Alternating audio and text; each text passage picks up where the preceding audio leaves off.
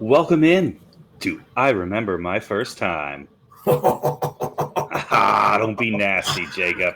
Not that first time. Damn it. This is a podcast about cinematic awakenings, Okay, I like the sound of that. where we talk about movies we love with someone who just popped their cherry to that movie. Oh my god, that sounds so delightful. Jacob, are all the movies we do on this podcast going to be good movies? God, I hope not. Do we like shitty movies? We love shitty movies, sometimes even more than good movies. Are we critics? Absolutely not.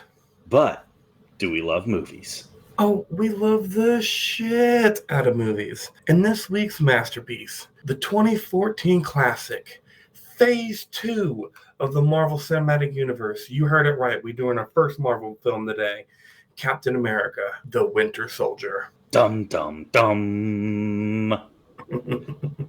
Jacob, on your left. BJ, don't trust anyone. And I mean anyone. I am BJ Leica, and I have not kissed a woman since 1945. Joined as always by me, Jacob Ekus. And public displays of affection actually turned me on. Ooh, all right, so our first Marvel film, Captain America, Winter Soldier, described by Disney Plus. That's right, our first Disney Plus summary. In present-day Washington, D.C., Steve Rogers, a.k.a. Captain America, teams up with Black Widow and new ally, the Falcon, to battle a powerful yet shadowy enemy. That's pretty good. Yeah. I'm curious to know how Disney goes, because as of right now, HBO Max is our favorite for summaries. Yeah, it's not even close. This film is 7.8 out of 10 on IMDb, 90% on Rotten Tomatoes. Makes sense. And a 70% Metacritic score. Wow, Metacritic and IMDb pretty close together. Yep. And Rotten Tomatoes at a 90%. I get it, because this is a pretty easy movie to be like, yeah, I liked it. Although, no Roger Ebert, but Eric Henderson from Slant was not one of the critics that liked it. He gave it 1.5 out of 4 stars. Okay. Chris Evans, now modern living super hunk Steve Rogers, is locked in a 5-hour energy-fueled battle with the Winter Soldier.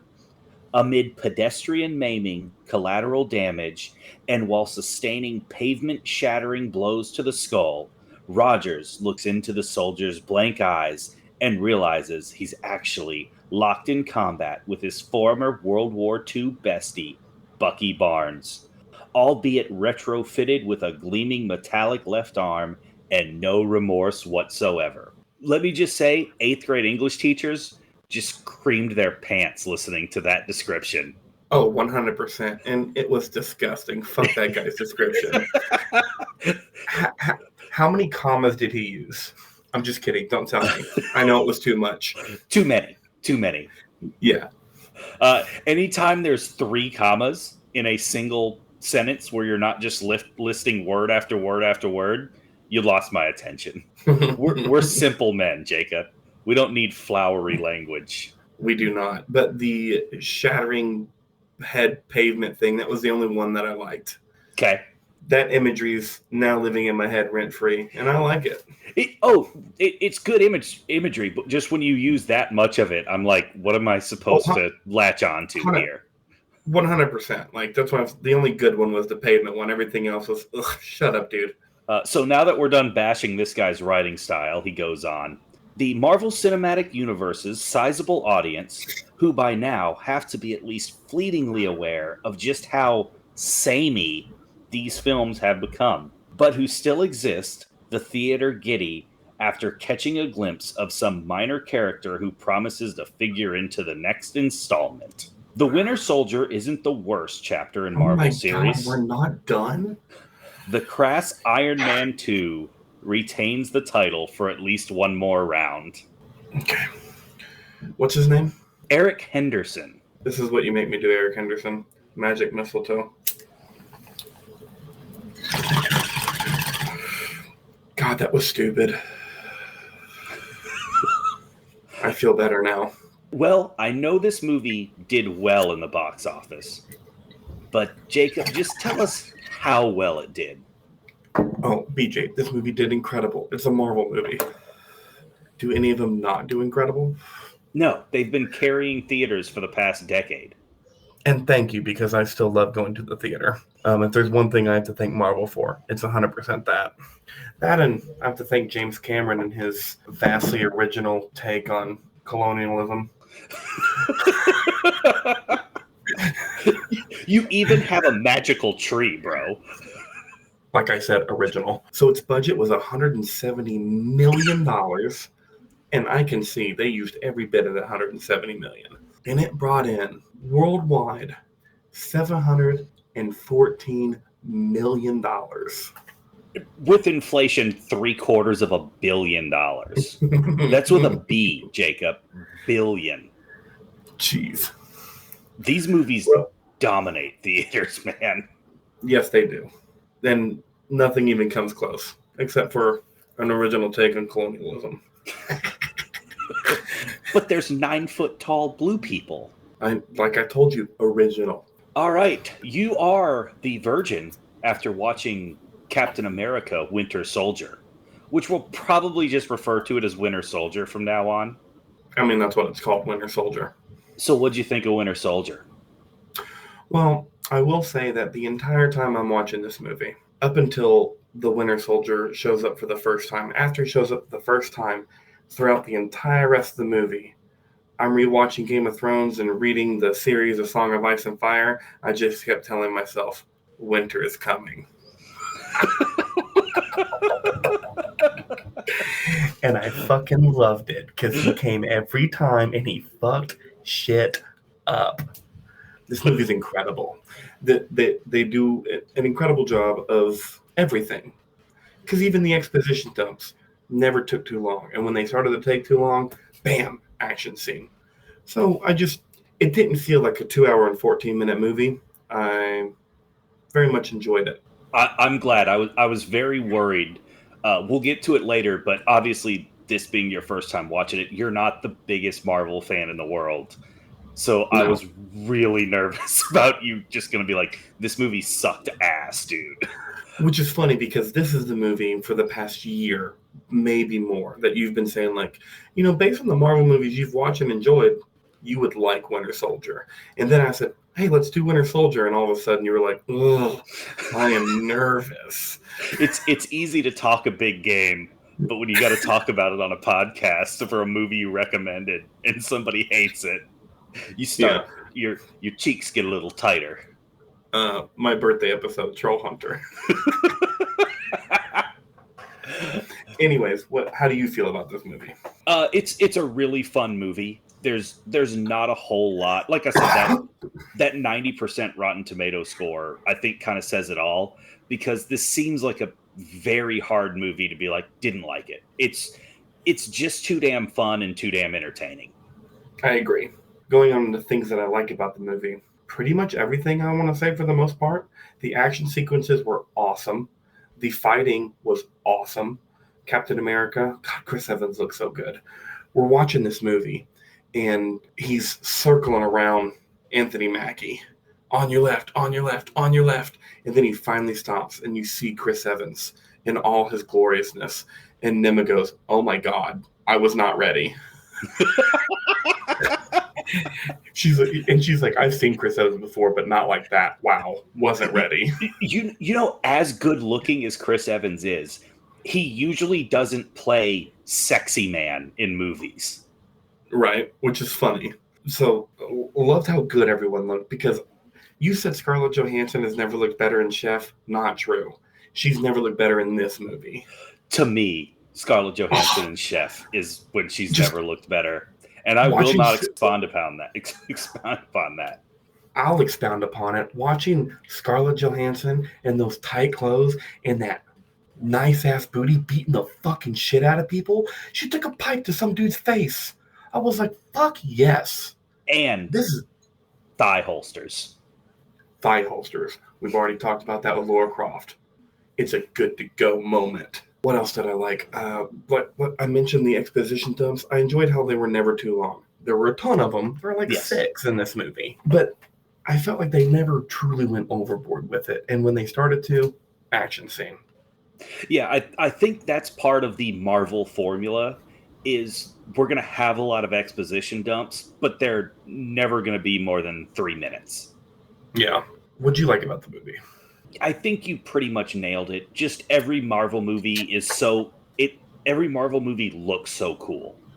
Every Marvel movie does a great job of getting right into the movie. Just the opening scene, they freaking take out a ship of pirates. Awesome. Yeah. Everybody looks great in Marvel movies. Obviously Chris Evans, obviously Scarlett Johansson, but how about Frank Grillo just looking like a fox in this movie? He was so badass. I'm a big Frank Grillo guy, and I haven't even seen a lot of movies with him in it, but I like him. And he was badass in this movie. And the biggest thing about this movie compared to the other Marvel movies, it's just an espionage movie. It's it's basically a James Bond or a Jason Bourne script, and we're going to throw superheroes behind it. Let's go. Yep. When did the first Jason Bourne movie come out? Like 2004? I think it was before that. I think it was like 2002. Okay, well, this is what I didn't like about this movie. The camera work. Why the fuck Marvel, with a $170 million budget, gave this movie to 2 directors who had never directed an action movie before is beyond me. Because you could see it in the action scenes. They were way too shaky. It was just like, come on. Like, am I watching The Bourne Identity in 2002? We're in 2014. Like, what the fuck? Though, I will say, somehow, when Captain America and Winter Soldier fought, that didn't really happen. They cleaned up all those shots on when those two fought. And so that kind of irked me too, because I'm just like, okay, you know how to do it. What are we doing? I can see where you're coming from, and I think this was a decision to, because Marvel is so big and they fight aliens and Iron Man's flying around. They wanted to try to intensify it by having those shaky cams because they didn't want just a street level fight. And I'm with you. I totally disagree. I think the street level fights are way better than CGI guy flying around a green screen. Well, and they didn't even use that much CGI in this movie, because I'm not necessarily talking about when Falcon was flying around. I mean, like Scarlett Johansson fight and Chris Evans fighting, like, it's just too shaky for me. And then the other thing I didn't like, I wanted to dislike this movie more, like a lot more, because I wanted our Mount Rushmore scenes. I wanted to do 3 awesome scenes. And then for my number 1 scene, I wanted to say this, because why didn't they just get an old person to play his girlfriend? Because Peggy Carter in the hospice type bed. Yes, because the CGI in that scene, I couldn't stop laughing. It was supposed to be an emotional scene, but go rewatch it, everyone. Watch this bitch's mouth. Watch her eyes. Like, it's crazy. It is so bad. And why you just didn't get any 82-year-old actress to do that, I have no idea. Why they felt the need to CGI that is astounding. I don't know, but listen to this. Unlike other films in the Marvel Cinematic Universe, this movie minimized the use of visual effects as much as possible. Anthony Mackie elaborated, the Russos, what they did was so great was they wanted to stay with live action, which is a dying art form. If they could build it, they built it. If they could do it, we did it. They wanted to do as little CGI as possible. That's why this movie looks so great. Pause. I guess if they could build it, they built it. If they could do it, they did it, except for get an old person. Continuing, Haley Atwell was aged using computer graphics imagery for her appearance as an elderly Peggy Carter. Co-director Anthony Russo commented that, quote, all of the old people have looked the same in movies since the 80s when you go down to the makeup route. Quote, co-director Joe Russo said, we changed her face and her muscle structure and all those things that change when you age. They're proud of this scene, BJ. They're fucking proud.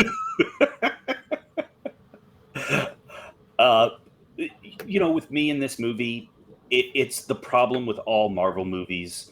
They're all 20 minutes too long, and the final fight scene is way, way too long.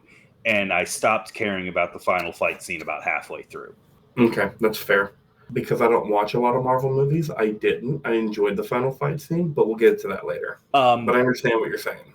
And also, the Falcon. Oh, yes, I hate the Falcon. Speaking of which, so you just said that you don't like the Falcon, so it wasn't just me. Like, he's fucking lame. No, I think the entire MCU doesn't really like the Falcon. Sam Wilson, we like. Sam Wilson's a good character. Anthony Mackie's a good actor. When Anthony Mackie is Sam Wilson, I think he's really good. But it's just such a lame character. The name is lame. The costume is lame. And we've already seen Iron Man. Why do we need this cheap, shitty Wish version of Iron Man? Yeah, exactly. Anything else you didn't like? Is it a good or a bad movie? Oh, this is a good movie for sure. Yeah.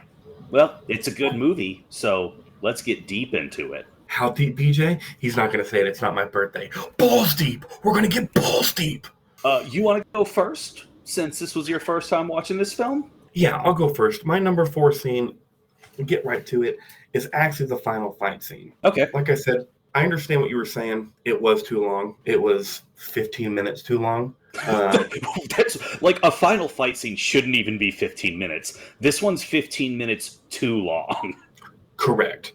I mean, with Marvel movies, I'm okay with fight scenes being longer, with the final fight scene being longer than 15 minutes. Am I okay with them being 40? No. But so I understand what you're saying, but there's so much I liked about this scene. Captain America getting over the intercom and just straight up being as honest as possible. Love that part of the movie because I'm a big person of consistency. No matter like what it is, what it has to do with, just be consistent. Love that. I loved watching people stand up to the oppressors even though they got fucked. Oh yeah. Marvel also does a good job with strong female characters. Speaking of strong female characters, you have Agent 13. I'll just say that real quick. She was not in this scene very long, but her against Frank Grillo, very good. One of the reasons this makes my Mount Rushmore is the one-liners. And we got Scarlett Johansson, Black Widow, fucking shit up in Robert Redford's office and go, "Oh, did I step on your moment?" Like, I've never felt that hard during a movie, and I've rewatched Desperado like 4 times.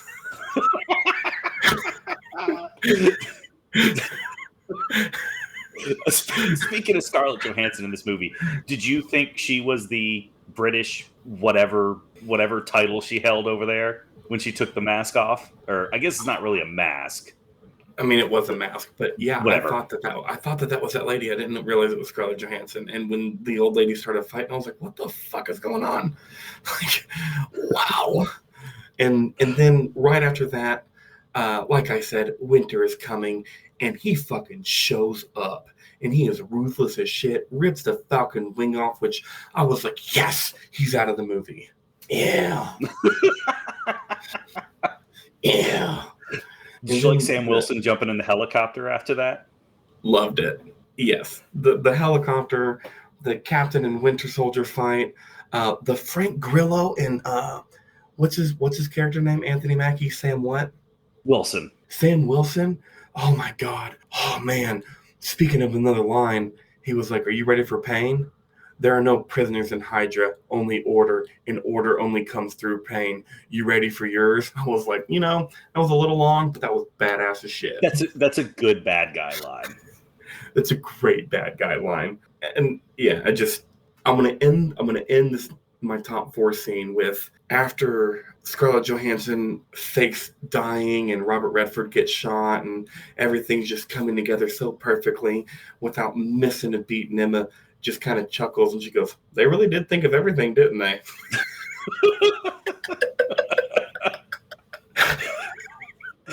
She's working on her action one-liners.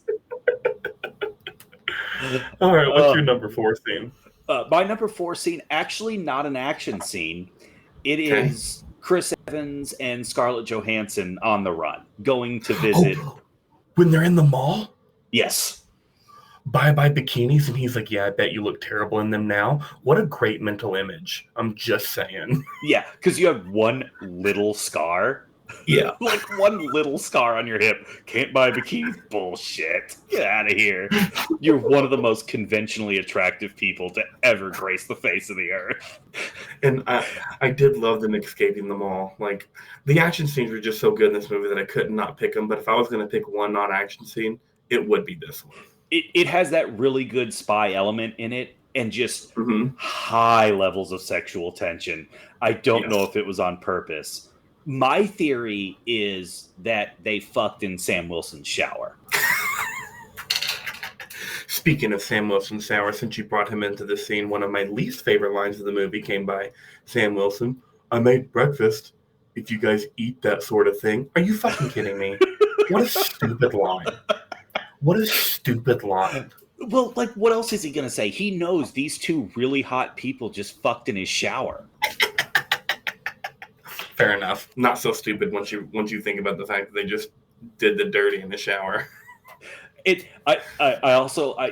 may not know this, but I love the blank baseball cap and a hoodie, and now no one knows who we are. Yeah. So my number 3 favorite scene, all my scenes, all action scenes, because of course they are. That's who I am. It's the elevator scene. Same. Really? Same. Before we get started, does anyone want to get off? I was so excited. He takes out a dozen people in that elevator? It was so cool. You end it after he escapes on the motorcycle, right? Yeah, of course. Because Captain America on a motorcycle is badass. Yeah. I don't care what anybody says. Yeah, it's completely badass. I don't think anything more needs to be said about that. Oh, what was it? Frank Grillo goes, nothing personal, Cap. Feels kind of personal. Did you like magnetic handcuffs? So cool. You know what they reminded me of? Come on, BJ. I'll give you 5 seconds to think. 5 seconds. Basic Instinct? No, not Basic Instinct. It reminds me of the prison in Face Off when they had the magnetic boots. Oh! Yeah. You should have known. I should have known. My mind was not going to shitty movies. Okay, so my number 2 favorite scene. This might be your number 2 favorite scene too. I described this scene as pretty fucking cool. And it's Nick Fury getting trapped. Yep. And getting shot up. You know I love a good car chase scene. Yes, and this was an incredible car chase. Incredible. The technology in the car. Yes. How they just drove. Like, you don't normally see a getaway scene or a car chase scene, especially good guys or whatever, just fucking shit up trying to get away.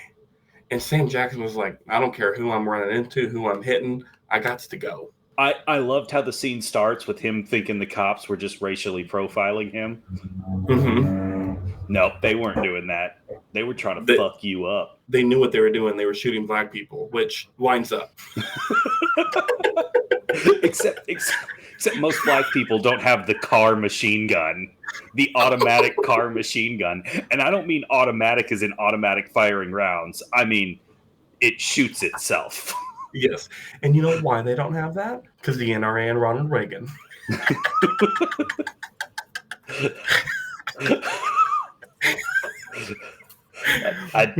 We got Reagan in a podcast.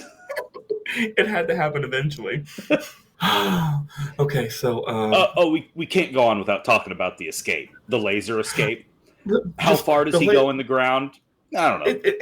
And it's not just a laser escape. It's how the Winter Soldier flips his car and all, because Nick Fury is gone. He's made it. He's escaped. And then no, he didn't. And when I'm watching this movie, I've never seen it before. I'm just like, oh, he's fucked. He's fucked. And then he wasn't. So because he's Nick Fury. Duh. So that must mean both of our number 1 scenes is the. I don't know how to describe this, but I got it. Go ahead. Winter Soldier highway scene, because winter is fucking coming. Yeah. The first face-off between Captain America and the Winter Mm-hmm. Soldier. The Winter Soldier just ripping out the steering wheel. I So mean, cool. there is some cool shit going on. Black Widow This scene was outsmarting awesome. him. Just Mhm. everyone was awesome in this scene. Yeah, you had blowing the captain off the highway into the bus, and then you had the Winter and Widow fight scene, which was incredible, and then you had the Winter and Captain fight scene, which was fucking incredible. Scarlett Johansson might be like the best hand-to-hand cinema fighter in the Marvel Cinematic Universe. I can see that. She's extremely talented. Yeah, and she pulls off the Hurricane Rana really well, where she gets up on someone's shoulders and twists them down by their neck. Mm-hmm. Before we leave the Mount Rushmore scenes, unless you have anything else to say about that scene. Yeah, the ending of the scene with Maria Hill in the guard's costume, taking out the other guard and freeing him. Yes. I'm sitting here watching this movie and I'm just like, damn, Robin from How I Met Your Mother is pretty fucking badass. Yep. Like, way to go. Same 3, 2, and 1. But I figured this is how most of these Marvel movies go. Is I think most people have the same top 2 or 3 scenes. Yeah, I would think so. Before we leave the Mount Rushmore scenes, I just want to, we've already kind of talked about it, but my number one honorable mention, and if not for the one-liners, it would have beat out the final scene, was the very first boat scene. Mm-hmm. Yeah. I mean, you get that booty from Scarlett Johansson. You get a pipe to the face. You get Captain America jumps out of a plane with no parachute 3 minutes into this movie. Yes, incredible. And he's just all in. And then to end that scene with the bad guy fight and the bad guy just being this, I mean, he knows he's going up against a super soldier, but just a fucking badass. And just he held his own. He held his own. And to start it off with, another great one-liner in this movie, I thought you were more than just a shield. Like, what better way to call a motherfucker out?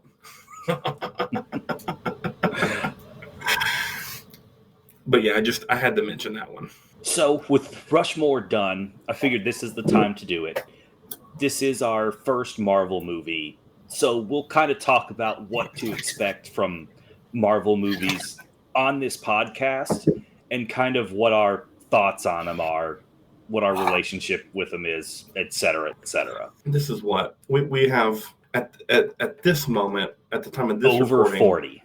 We have over 40 episodes recorded. And the Marvel movies are the most popular, dominated movies of our generation. It's not even close. And you would think having a movie podcast by 40, we would have more than one. And we don't, because I do not like Marvel movies. And I'll tell you right now. You've seen almost every one of them, correct? Like, there's a couple you haven't, I know. Yeah, pretty much every one of them. And I'm not super high on them. I think they're fine time kills for the most part. There's about 6 or 7 that I really like, and all the other ones, I mean, I can sit through. They're fine. If you want big time, go through every Marvel movie nerddom, this is not your podcast. But we'll definitely do a few of them. Well, yeah, and we'll have good trivia. And Marvel movies are fun. I mean, there's Marvel movies that I really like. Like this one, I really like this one. Guardians of the Galaxy, great. Deadpool, great. Thor Ragnarok, awesome movie. And I love all the X-Men stuff. But I've seen more that I don't like. And they're all 2 hours plus. They're all 2+ hours. Like when I'm watching a blockbuster movie, I don't want every one of them to be 2+ hours. I need an hour 30, hour 45 minutes. I need shit blowing up. I need cool shit happening. And there's just so much stuff going in Marvel movies. There's so many characters, so many superheroes. And it's so hard for superhero movies to be grounded. This is one of the more grounded ones. It is, and I like which is saying something. Yeah, and I like Batman movies, but Batman's very grounded, and that's my biggest thing. With they're 2+ hours, and none of them are really grounded, and there's always too much stuff going on, and I'm just like, I don't need that in my life. There's better movies for me to watch. But like you said, you like a few of them. I like 6, 7, 8 of them, but we're definitely not doing all of them. There is a lot of them, and we will not be doing all of them. We will not be doing them in order. We'll just Correct. kind of do them as we feel. Yeah, do them as we feel and have fun with them because they're fun movies. Yeah. Even the ones that I'm not big fans of, like I'm not going to sit here and say they're not fun. Like Iron Man 2, Mickey Rourke running around with fucking whips, it was fun. I realize it was dumb too, but it was fun. You ready to break down these characters? Oh, let's break these characters down. We got to You start know who with we the got to main. start with. Yeah, the main man. Christopher Marie Evans. I have no idea if his middle name is Marie. Captain America. The Marie drop was nice, though. Sorry, I just wanted to say America. So, starting with Captain America, I want to mention this first. As far as the characters from Marvel go, not what actors did with them in the cinematic universe, just how interesting I find comic book characters. Spider-Man and Batman are in a league of their own. They're way better characters than pretty much any of the other ones. Agreed.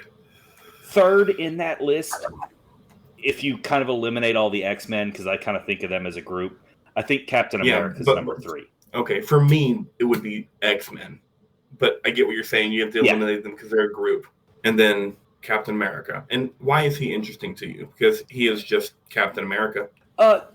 Just the whole symbolism of his weapon is a shield because he doesn't attack, he defends. He's a defender. He's a legitimately great person.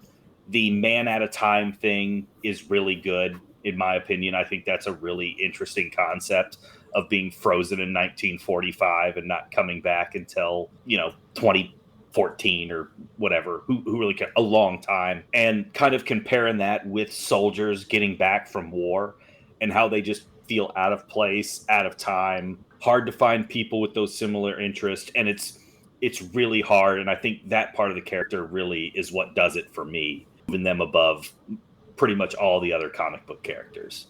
Okay.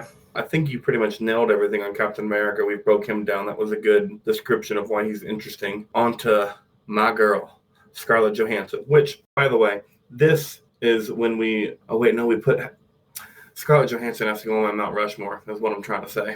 Okay. So we're bumping off either Robin Givens or Miss Nerys? Miss Nerys is already gone from mine. Oh, okay. Robin never Givens go from mine. Robin Givens is who's going because we got to keep Halle Berry. So, but yeah, Black Widow, I want to know more about her character because I feel like Black Widow is a great character. Watch the Black Widow movie. Is there a Black Widow movie? Yeah, there's a Black Widow movie. Yeah, I'm down for that. She's a badass. David Harbour and Florence Pugh are both in that movie as well. Oh, who's Florence Pugh? Man, what have you? So doesn't matter. I'll look it up. Let's keep going. Super charming, super funny in that movie. Okay, but I like Black Widow a lot. I feel like I would really enjoy more of her character. So I'm probably going to watch the Black Widow movie soon.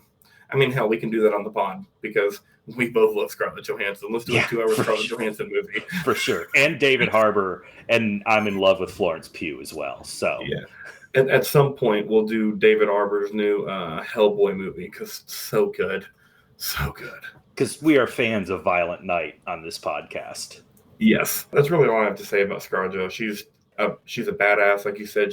And I don't know this, I'll take your word for it, probably being the best hand-to-hand fighter in the Marvel Cinematic Universe. I believe you. She was awesome in this movie. That's all I got to say. I want more Black Widow. Yeah, no, she's great, and she really helps really a lot of these Marvel movies. That was actually a really important casting that they made for a character that's not huge in comic book lore. Okay, cool. On to the least favorite character in all of Marvel, probably, the Falcon. It's a dumb name. It's a dumb costume.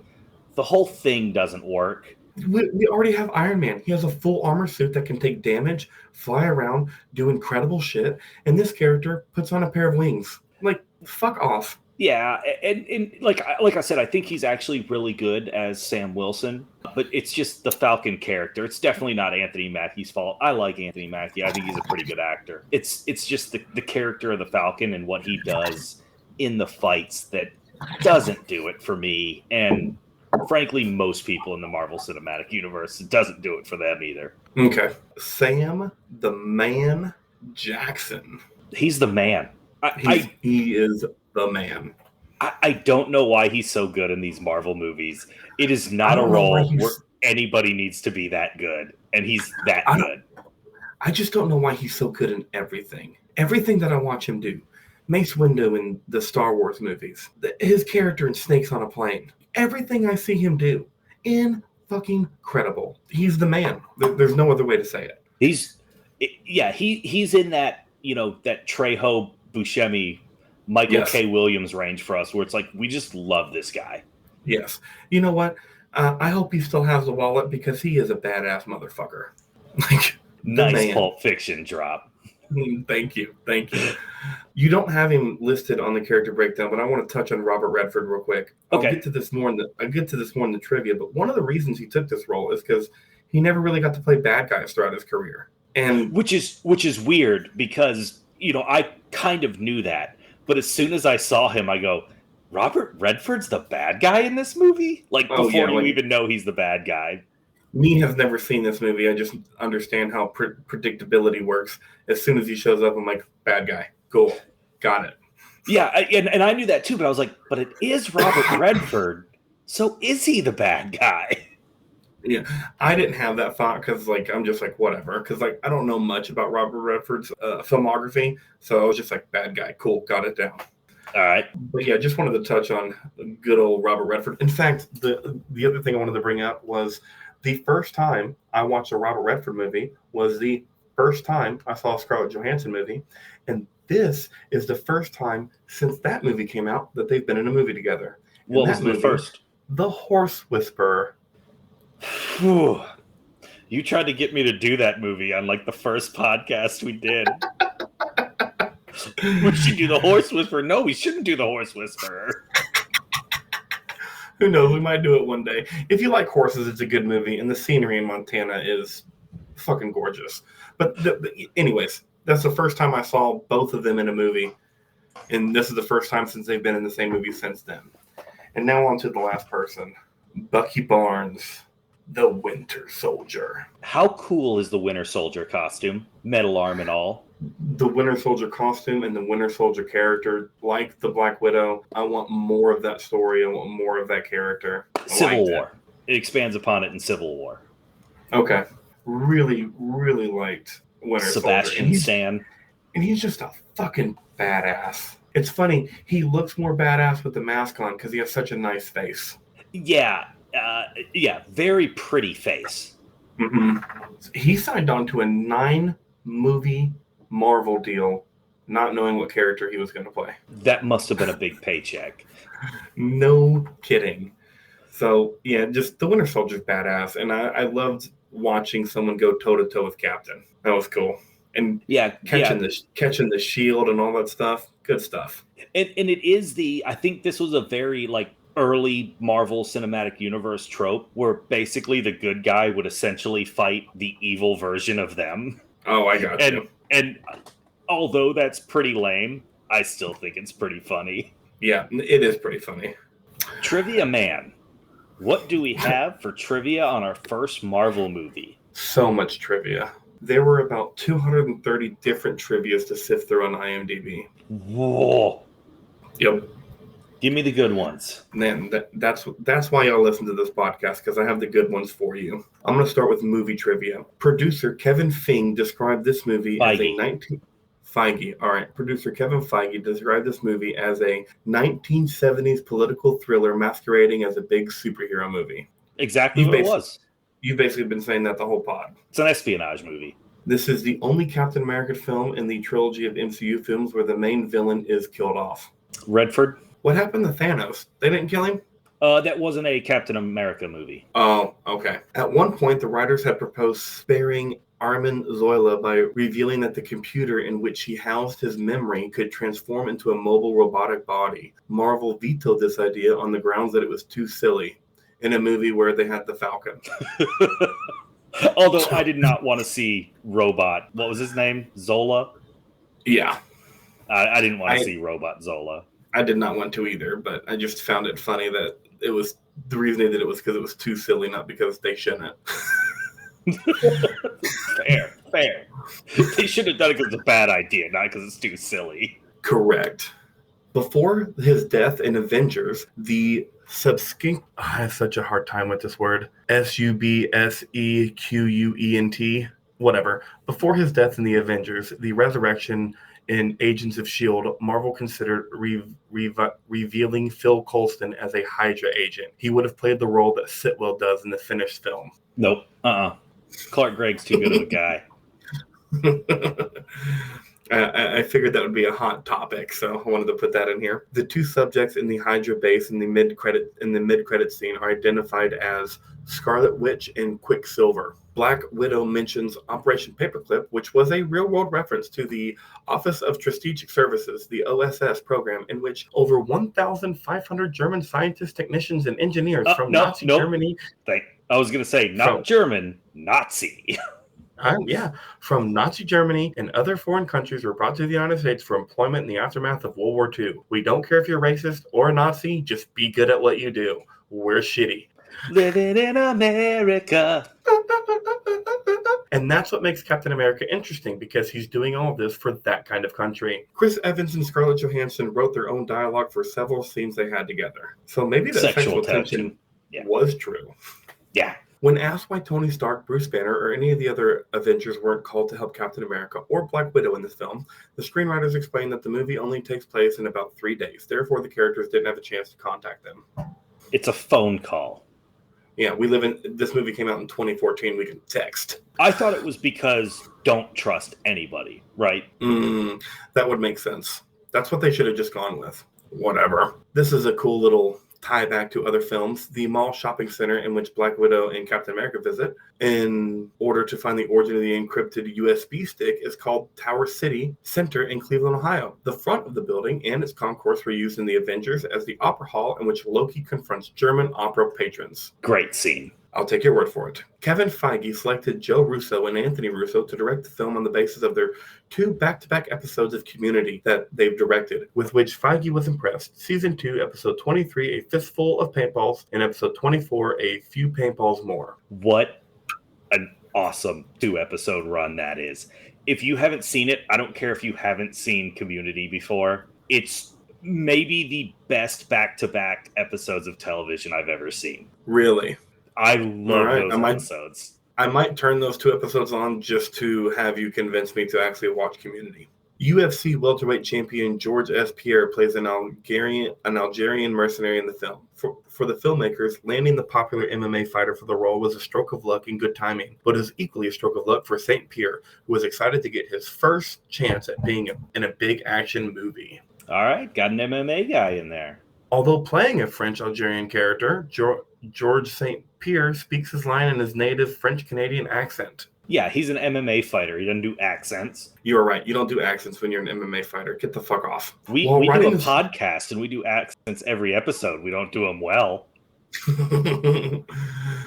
While writing the script, there was a big possibility of Hawkeye being in the film. However, the writers felt that there were too many characters introduced, and they didn't want Hawkeye to be there without any depth. They instead decided to write a small scene in which Hawkeye and his whereabouts are mentioned, which was shot but ultimately wasn't included in the film. There was no reason to bring it up if he wasn't going to be there. This movie's long enough.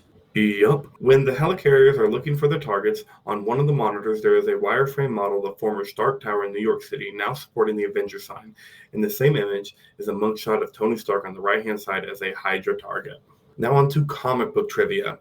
The scene where Captain America jumps out of a plane without bothering to use a parachute is a homage to a similar scene from the very first issue of the Ultimates comic. In the comic, Steve Rogers often struggled financially, taking odd jobs such as comic book illustrator, teacher, etc. However, the Ultimates version states he is financially secure, since he was given 60 years of back pay by the Army for his time in suspended animation.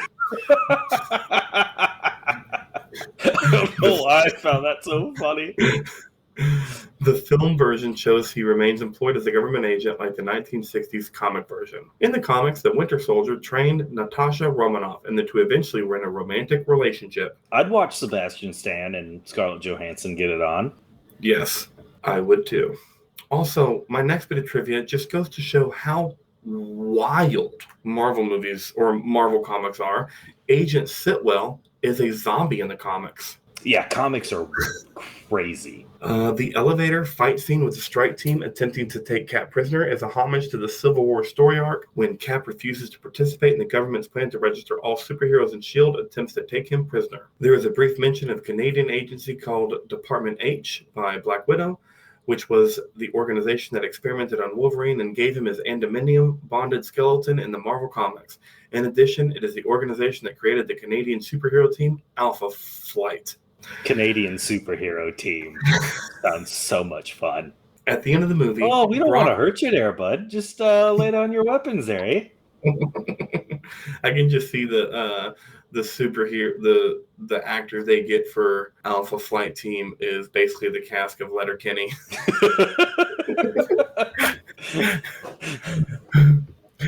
At the end of the movie, Brock Rumloff, Frank Grillo, can be seen burned but alive, being healed by some doctors while he is moved in an ambulance. In the comics, Crossbones, who is Rumlow's supervillain moniker, has his face severely burned, necessitating that he wear a mask. So we might get more Frank Grillo in the future. We do. Okay. Me not knowing. The Winter Soldier is able to match Captain America move by move, even to the point of catching Roger's shield. This foreshadows Barnes taking over Captain America as Captain America, which does happen in the comics. You love foreshadowing. I do. Comic book writer Ed Brubaker was pleased and surprised at the adaptation of the Winter Soldier storyline. His work on the title, including the return of Bucky Barnes as the Winter Soldier. Quote, I got to go out to Marvel Studios and read one of the later drafts of the script. I went out to dinner with the directors and talked about the project and gave them feedback on what I liked or didn't like or what parts didn't work. I mean, the script I read was fantastic. The tone of it and the Bucky stuff is so perfect in the way I'd want it to be. I was thrilled to see that. He's pulling an anti-Stephen King. I love when that stuff happens for authors. Yeah. Baron von Strucker experiments on twins with superpowers. In the comics, Strucker actually subjected his own twins, Andrea and Andreas, to treatment, which gave them superpowers. Just evil bad guy shit. Yeah. All right, now I'm on to cameo trivia. The writer, Ed Brubaker, is the scientist at the birth of the Winter Soldier. Josh Whedon, the writer and director of The Avengers and Avengers Age of Ultron, is the man wearing a Captain America t-shirt and going down the escalator with a little boy at the Smithsonian Institution. I guess I never realized what Josh Whedon looked like. Right. Gary Sinise cameos in this movie. He is the info voice narrating the history of the Howling Commandos in the museum. And I'm sure every Marvel fan noticed, but Stan Lee is the security guard at the Smithsonian who notices the original Captain America costume is missing and says, I am so fired. Great line. It was a great line and horribly acted because it's Stan Lee. It was amazing. I love every Stan Lee cameo. I don't care. Me too.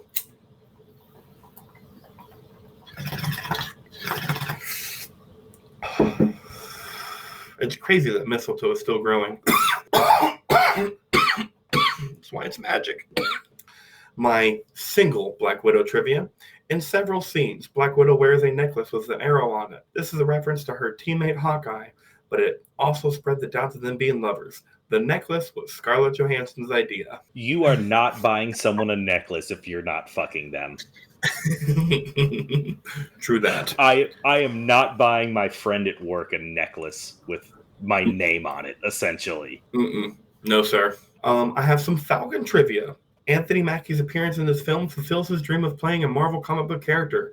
He wrote a series of emails, please, to Marvel, wanting to play any comic book character that would appear on film. Though the studio repeatedly replied to him that they will respond in due time, Mackie's emails caught the attention of producer Kevin Feige, who subsequently offered him the role of Sam Wilson, a.k.a. the Falcon. Anthony Mackie took the role of Sam Wilson, partly to give African-American kids another black superhero to enjoy in the Marvel Cinematic Universe apart from War Machine and the Iron Man movies. However, he was unhappy with the modern take on his costume as Falcon since he wanted the red spandex look from the comics. Instead, the film adapts the Falcon from Marvel Comics' Ultimate Marvel imprint, which has him as a special operations soldier who happens to be equipped with a costume, goggles, and a unique winged flying harness with much more subdued dark colors. So he could have looked cooler. The Falcon should be red and black, right? He shouldn't be metal. You are correct. Okay.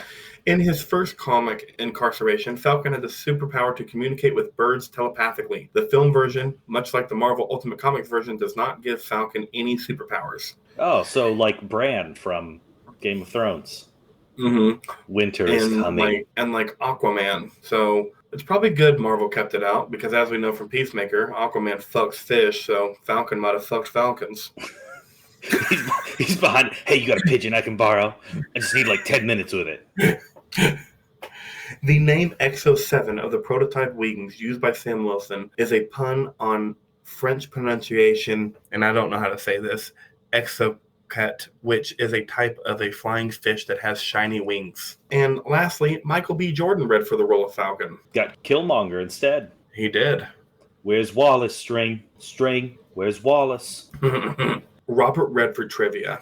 At an hour and 7 minutes, when Alexander Pierce is opening his fridge, a jar of Newman's Own sauce is visible on the shelf, an apparent homage to Redford's longtime friend and two-time co-star Paul Newman. Yep. At 34 minutes, when Steve Rogers enters his apartment, you can briefly see a copy of the book All the President's Men on his bookshelf. Redford was producer and co-star with Dustin Hoffman on the movie adaptation of the book, which you've read and I'm reading. Robert Redford wanted to do the film because his grandchildren are fans of Marvel films and he wanted them to see him in one, and because he wanted to be a bad guy. And he also wanted to experience the new style of filmmaking that utilizes high technology to bring its characters to life. At an hour and 30 minutes, the photo of Alexander Pierce from 92 is a still image of Redford from the movie Sneakers. Redford was cast in part as a homage to his roles in 1970s thrillers like 3 Days of Condor. The Russo brothers also cited Clute, The Parallax View, 3 Days of Condor, All the President's Men, The French Connection, and To Live and Die in L.A. as inspirations for making this film. We need to do more of those kind of 70s type thriller movies. I'm so down. Okay, BJ, this is probably the last time I'm going to be able to say it. Winter is coming. Here's my Winter Soldier trivia. Yeah. The Winter Soldier only lands a total of 9 hits in the entire film with his metal arm. 1 punch on Cap in the street fight, 1 backhand on the Doctor fixing his arm, and 7 hits on Cap in the final fight, all of which are hits Cap let him land. All of his other strikes are either blocked or with his non-metal arm. Like Cap, he uses his metal arm like a shield, mainly to block. And such a cool arm. Wicked arm. To end the winter, to prepare for the role of the Winter Soldier, Sebastian Stan went through 5 months of physical training and historical research. Quote, I dove into the whole Cold War history. I looked at the KGB. I looked at all kinds of spy movies and all kinds of documentaries about that time and what it was about. I grabbed anything from that time period and anything about brainwashing. That sounds like something you would do as an actor. Yeah, definitely. Like, oh, here's my excuse to dive deep into the Cold War. Darn it.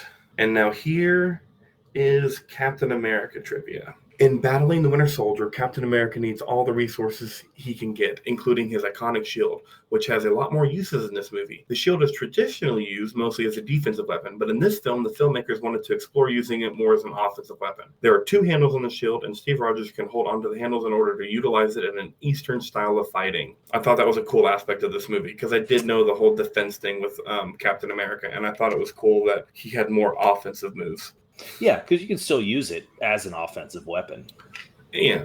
In the Winter Soldier title is assumed to refer to either Bucky's nickname, the Cold War, or how he was kept in a cold base suspended animation between missions. But from the commentary, it actually refers to an 18th century quote from Thomas Paine. Quote, these are the times that try men's souls. The summer soldier and the sunshine patriot in this crisis shrink from the service of their country. But he, the winter soldier that stands by now, deserves the love and thanks of man and women. Quote, therefore, thematically, the Winter Soldier is Captain, not Bucky. Yeah, that is way over my head. It's definitely just the name of the bad guy. Get the fuck out of here with that. Stupid ass Robert Frost poem or whatever. God, no, he's just a bad guy. You're overthinking it, my dude. According to Chris Evans, Steve Rogers continues his adjustment to the modern world, which began in the Avengers. Quote, it's not so much about his shock with technology, it's more about the societal differences. He's gone from 1940s to today. He comes from a world where people are a little more trusting and the threat's not as deep. Now it's harder to tell who's right and wrong. Actions you take to protect people from threats could compromise liberties and privacy. That's tough for Steve to swallow. You know what I would have told him to add to his list on things to look up? What? Mia Khalifa.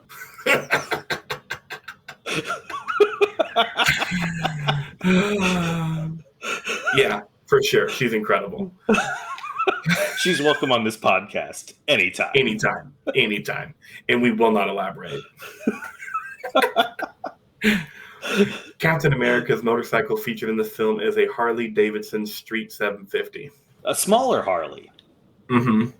But you need the smaller Harley when you're doing the things he's doing. So I get it. All right, BJ, this is the first bit of trivia that you can have me finish the whole thing, or you can tell me to stop at any point. Okay. The catch-up list Captain America keeps with him varies from country to country. All versions list Thai food, Star Wars, Star Trek, Nirvana, the band, Rocky, Rocky 2, ? And Trouble Man, the soundtrack.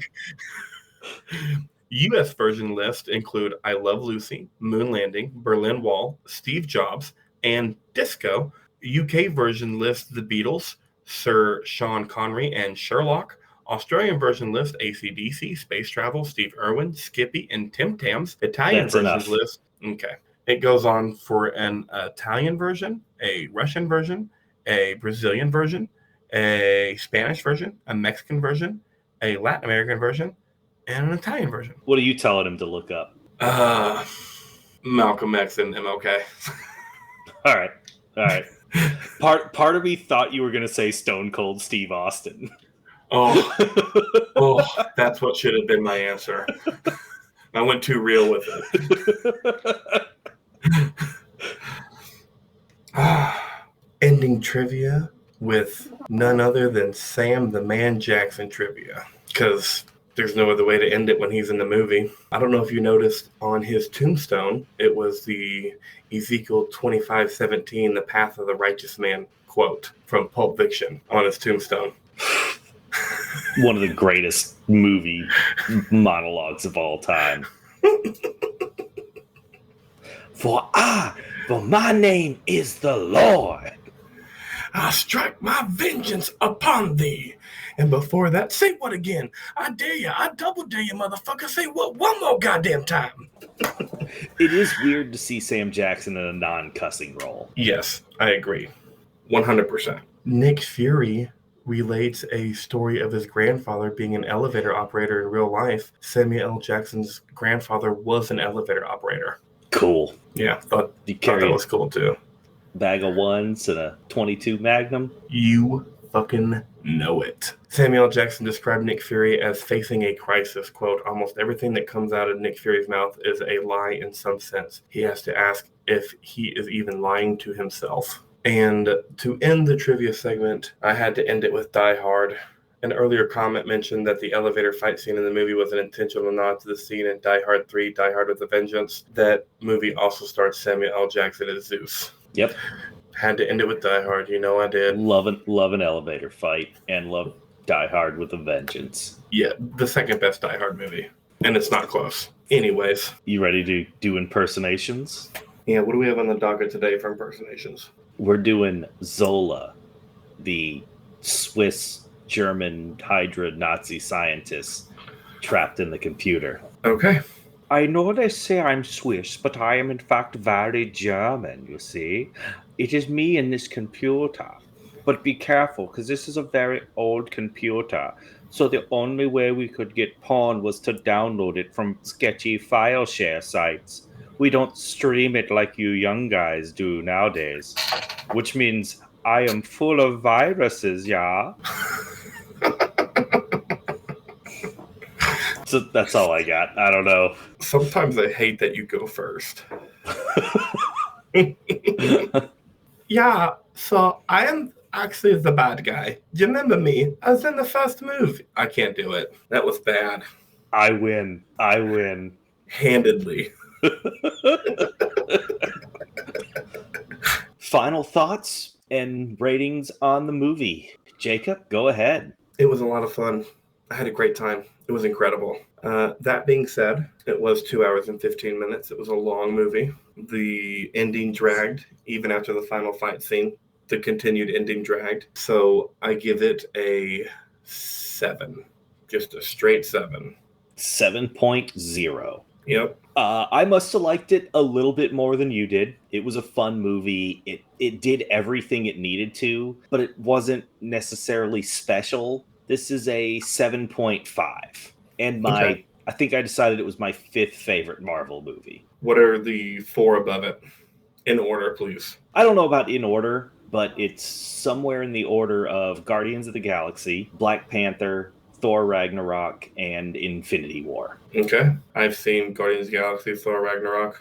Yeah, that's it. We might have to watch those other ones. I want to watch Civil War and the Black Widow movie now that we've done this. Should people watch this movie? Yeah, this movie was fun. Yeah. Especially if you're not a superhero fan like myself, because it's just not grounded enough. This is perfect. I don't think you really need to watch the first Captain America to watch this one either. I think you can watch it on its own. There's so many exposition stuff, you'll be just fine. Yeah. The first Captain America is pretty decent, though. I mean, you're not going to hate it. But if you haven't seen that first one, I think you can just jump right in this one and be perfectly fine. My girlfriend hasn't seen the first one. She just watched this one and enjoyed this movie as much as I did. Good. You got reviews for us? IMDb reviews? You know I do. Good and bad. It was actually harder than you would think it would be to find good and bad, like funny good and bad reviews on a Marvel movie. Yeah, the nerds take this stuff pretty seriously. That's true. Well, Brownie Snack 5726. Good name. Great name. 10 out of 10. Titled On Your Left. Watching this movie again and again, the suspense and emotions are still there. Bonafide Disney magic. Or I guess Kevin Feige's magic. Whatever. I'm not that invested in economics. Nothing beats a paper bag of ones and a Glock. After all. Nothing beats a paper bag of ones and a Glock. After all. R.I.P. Fury. Winky face emoji.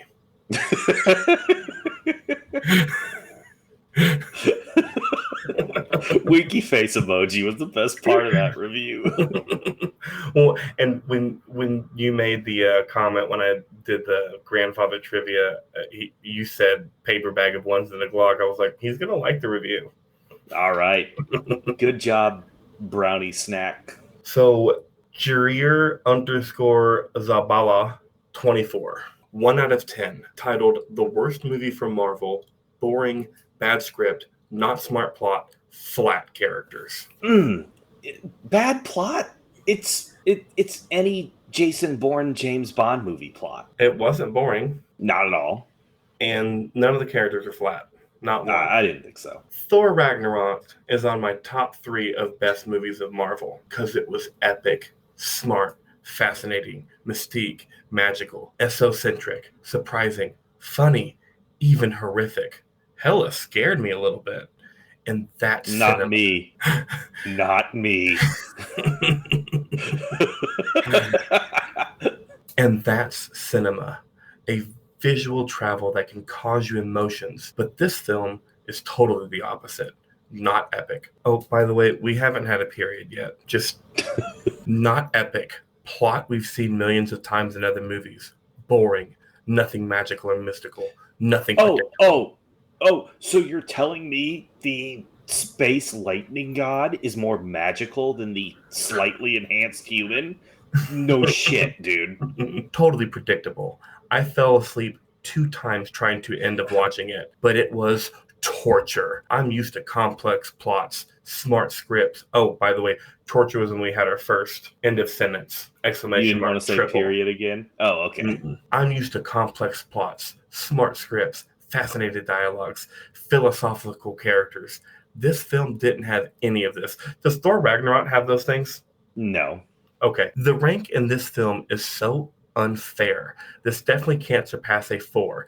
The acting and producing is legit, but the movie itself is just so bad, I can't give it more than 1. Sorry, slant emoji face. I'm a Marvel fan anyway. Smiley face emoji. And he didn't even end it with a period. That was all 1 sentence after torture.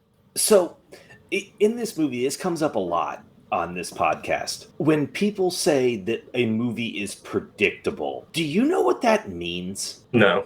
I think it's your version of people complaining food at a restaurant tastes bland. They just don't know what else to complain about. Oh, they just didn't like it, so they're just going to be like, oh, it was a predictable plot. Yeah, it's a superhero movie. Good guy beats the bad guy. Duh. I mean, every movie that I've pretty much ever watched is predictable because that's what you do. You retell stories in different ways. Rocky, the first Rocky. Well, yeah, I don't want to spoil it for people, but... That's an unpredictable movie.